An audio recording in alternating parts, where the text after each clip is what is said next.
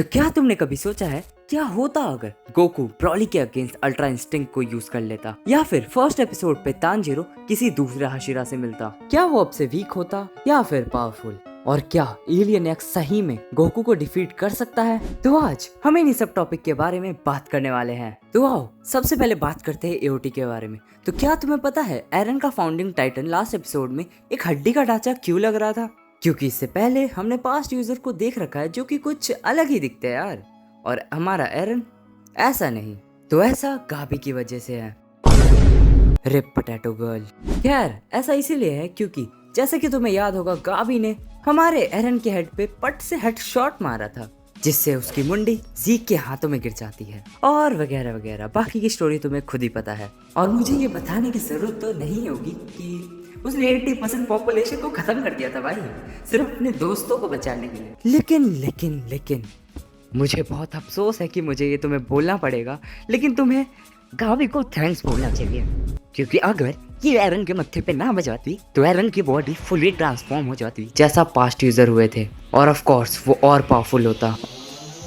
और हाँ, फिर उसे पूरी दुनिया की बुंड मारने में ज़्यादा टाइम लगता नहीं, और ना ही उसे कोई रोक पाता। हेंस रंबलिंग सक्सेसफुल हो जाती। ही हैप्पी एंडिंग लॉल। तो देखो अब बात करते हैं डीमन स्लेयर के बारे में। तो क्या होता एक्चुअली में अगर वो किसी और हाशिरा से मिलता एपिसोड 1 में? तो देखो मेरे को उसका तो पता नहीं, लेकिन मुझे बस इतना पता है अगर वो ओबनाई या फिर सानिमी से मिलता तब तो वो डेड था भाई, और नेजुको को तो वो छोड़ते भी नहीं, क्योंकि हमने देखा हुआ है जब वो लोग पहली बार मिले थे वो लोग कितना हेट करते थे और आगे भी हेट करते रहे हैं। तो भाई अपना तानजीरो तो पहले एपिसोड में निपट जाएगा, तो फिर ये किसको बचाएगा? नेजिको ओह ये भी डेड होगी लॉल। तो देखो यार इन दोनों को छोड़ते हैं, बात करते हैं कुछ अच्छे हाशिराओं की।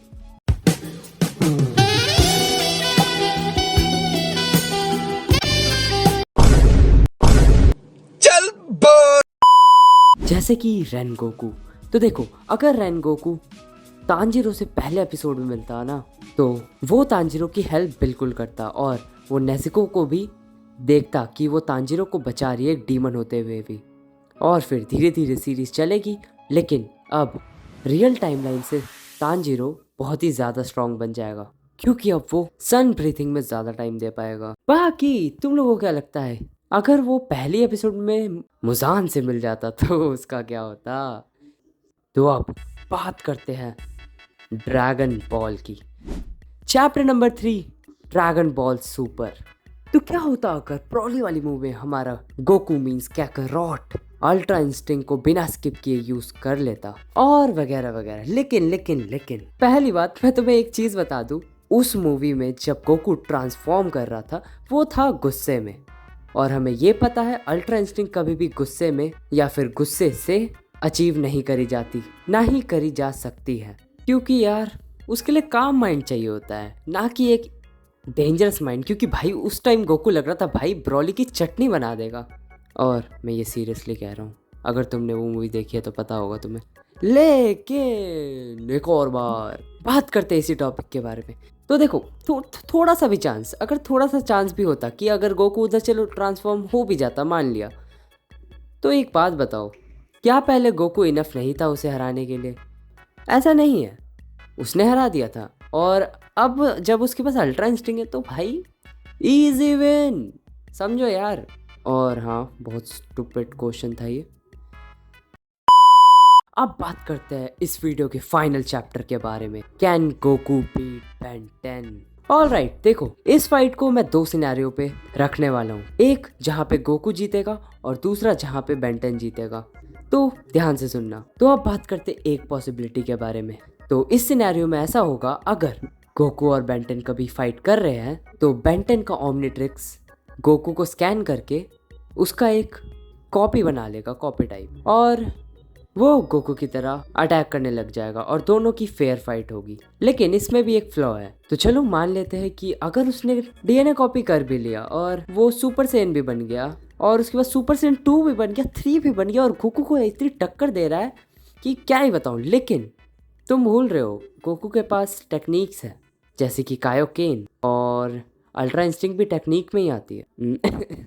खुद डिसाइड कर लेना कौन जीतेगा इस सिनेरियो में। इवन दो बेंटन के पास एडवांटेज होगा, लेकिन गोकू दिखा देगा वो किस लिए पावरफुल है। वो बोलेगा, हाँ मैंने सुना यहाँ पे कोई स्ट्रांग है। तो अब चलते हैं दूसरे सिनेरियो पे। तो देखो दूसरा सिनेरियो थोड़ा अलग सा ही है। मतलब देखो, इस सिनेरियो में कोई डीएनए कॉपी नहीं होता और बेन अपने सारे एलियंस का यूज करता है गोकू के अगेंस्ट, लेकिन गोकू उसे बेस फॉर्म पे ही हरा देता है। लेकिन फिर हमारा बेंटन हार का मानने वाला था, वो निकालता है एलियन एक्स। तो वो होता है ट्रांसफॉर्म एलियन एक्स में और फाइट करने लग जाता है गोकू से। और इसका रिजल्ट अगर मैं तुम्हें बताऊं तो I don't think so Goku इसमें जीत पाएगा, क्योंकि जैसा कि तुम्हें पता है एलियन एक्स के पास एबिलिटीज है रियल टाइम और स्पेस को वाइप आउट करने की। और एक और चीज हम भूल नहीं सकते कि उसने पूरा एंटायर यूनिवर्स रिक्रिएट किया था। हाँ वो बात अलग है, स्मूथी का टेस्ट चेंज हो गया था जिसके लिए बेन को बहुत ज्यादा रिग्रेट हुआ था और बेंटन जीत जाएगा। लेकिन रुको रुको ड्रैगन बॉल वालों, तुम्हें भी खुश करूंगा मैं। तुम्हें जैसे कि पता है गोकू के पास कितनी स्पीड है। व्हाट इफ बेंटन के ट्रांसफॉर्म होने से पहले ही वो उसकी वॉच तोड़ दे। आई मीन भाई कुछ भी पॉसिबल है। लेकिन अब मैं तुम्हें एक थर्ड सिनेरियो दूं तुम्हें खुश करने के लिए। भाई राइटर्स जो चाहेंगे वही होगा भाई, राइटर्स के आगे कुछ भी नहीं है। ज़्यादा दिमाग मत लगाओ तुम लोग, और कंपैरिजन करना बहुत बुरी बात है। इवन तो मैं ये वीडियो पे यही कर रहा हूँ, लॉल। ओके जोक साइड में। तो आज के लिए बस इतना ही, मिलते हैं आपसे नेक्स्ट वीडियो पे। Good bye. और हाँ मुझे पता है वीडियोस लेट आती है, आई मीन 1-2 महीना लग जाता है। तो देखो क्वालिटी कंटेंट और क्वांटिटी कंटेंट में डिफरेंस होता है, जो कि मैं अच्छे से मैनेज करना चाहता हूँ। और मैं रेगुलर अपलोड करके अपनी क्वालिटी डिक्रीज नहीं करना चाहता, समझ रहे हो ना। तो आज की वीडियो के इतना ही, मिलता है आपसे नेक्स्ट वीडियो पे। Good bye. लाइक और सब्सक्राइब कर देना अगर वीडियो अच्छी लगी हो तो। Good bye good bye good bye.